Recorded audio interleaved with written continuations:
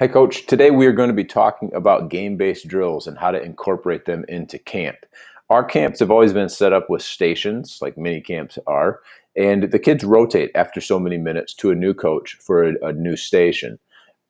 What we've done this year is we've added a game-based station. So we're teaching the kids the fundamental skills of dribbling, the passing, the defense, the boxing out, those types of things.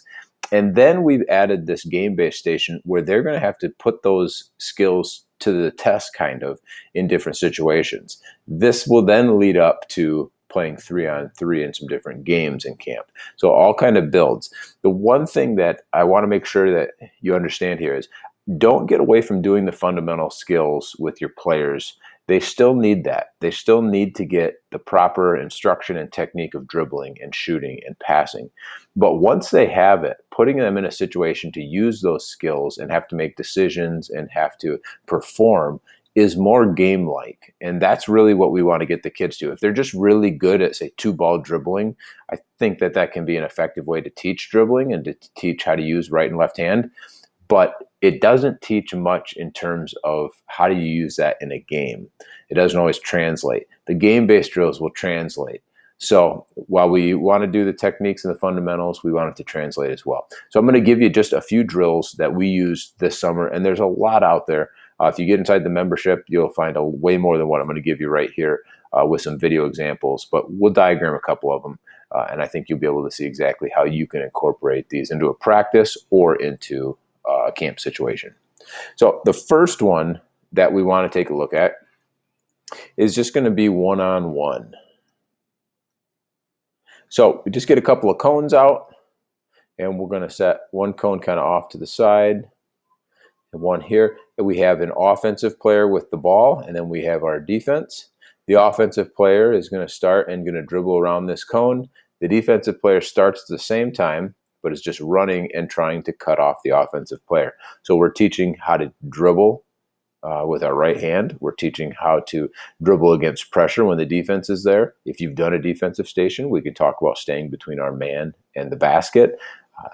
We can also talk about when should we finish with a layup, which would be a left-handed layup here, or when would you take a shot. Depending on how old and advanced your kids are, you can start putting in different concepts.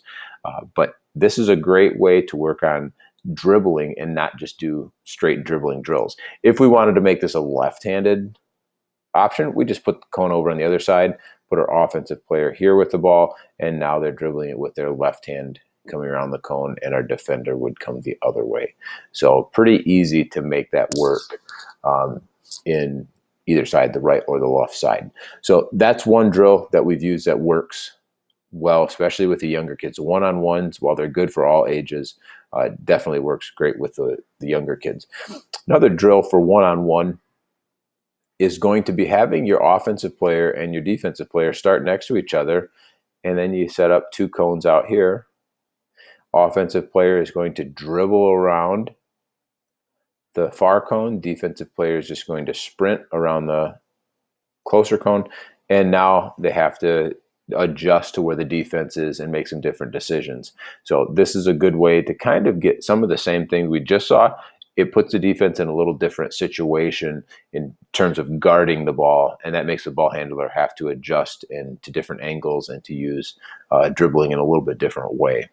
If you want to make it a little bit harder, the defense is getting there too quickly, just move the defender behind that offensive player and have them start behind. Now the defense just has an extra step or two. The offense has a little bit more of an advantage, and it can become more of a drill to finish with pressure on them because the defense doesn't cut them off, but they are still coming, trying to get a block maybe from behind. So those drills are great for doing some dribbling and obviously some finishing as well, and that translates directly into a game. The next one is a two-on-one situation. So we're going to put three cones out here, and we're going to put our defender in the middle with our offensive players here, and we'll give this person the ball. It's going to dribble around the cone.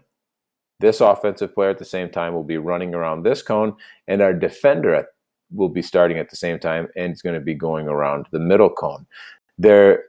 in a position to play defense because our cone is set back just a little bit farther, but now we're teaching decision making and passing. So this person with the ball has to decide, hey, is this defender going to come guard me? If not, maybe I can dribble all the way to the hole. If they do step up, then I've got to pass over to a teammate that's open. So you start teaching decision making. You'll see kids throwing the ball over the top. You'll see it thrown behind people, and their passing is just way off. And this is a great way for you to say, hey, those passing drills we worked on, we need to be able to do them in a game. You got the technique. Now let's figure out our timing. Let's figure out the best type of pass to use, and you can coach them that way.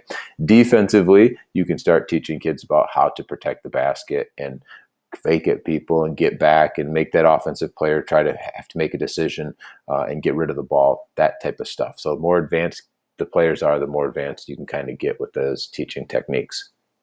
So that's a great option as well. All right, a third drill, and this is one that we like to use quite a bit with our high school kids, is we have an outlet right here, and this outlet player is going to start with the ball, and then we have the kids line up at half court instead of lining up down the baseline.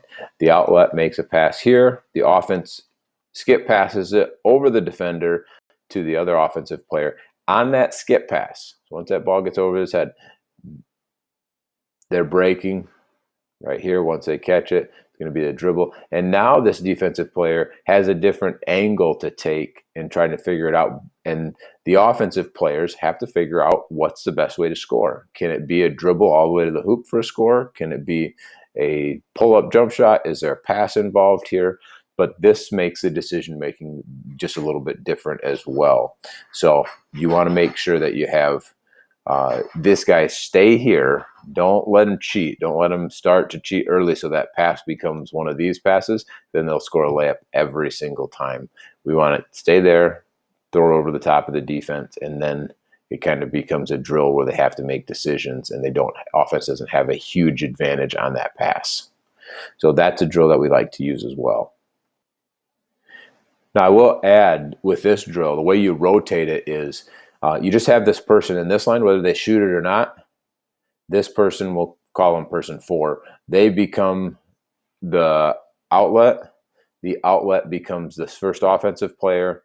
The offensive player becomes the defender. Defender becomes our 4th person that we started with here. So everybody just rotates over one.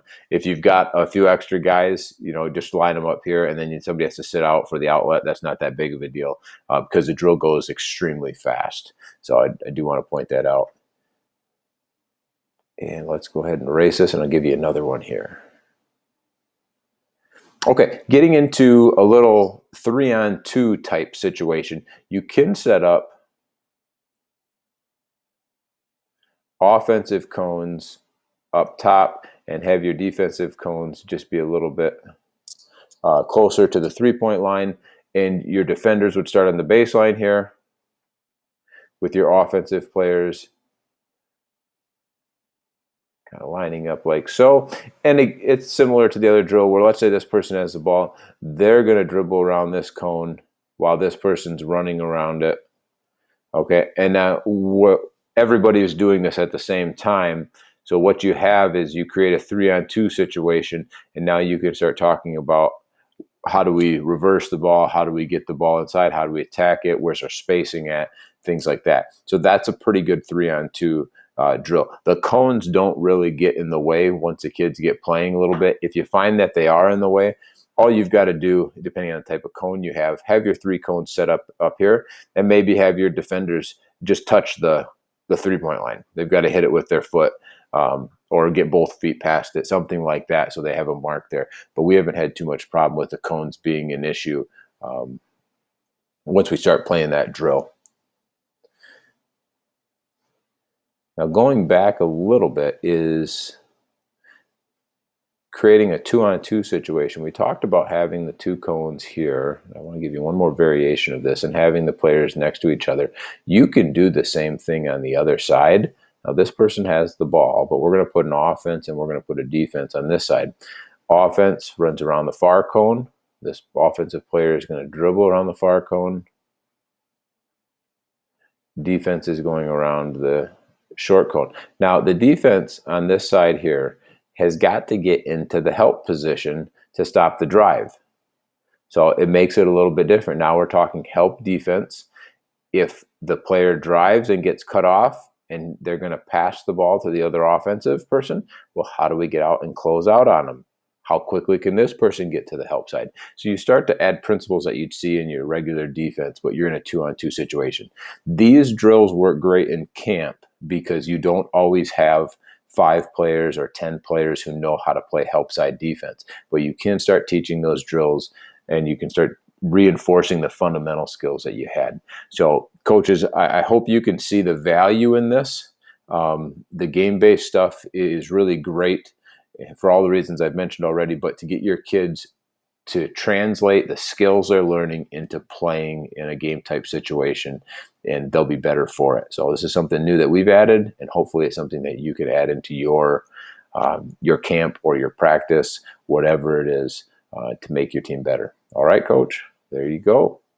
We'll talk to you later.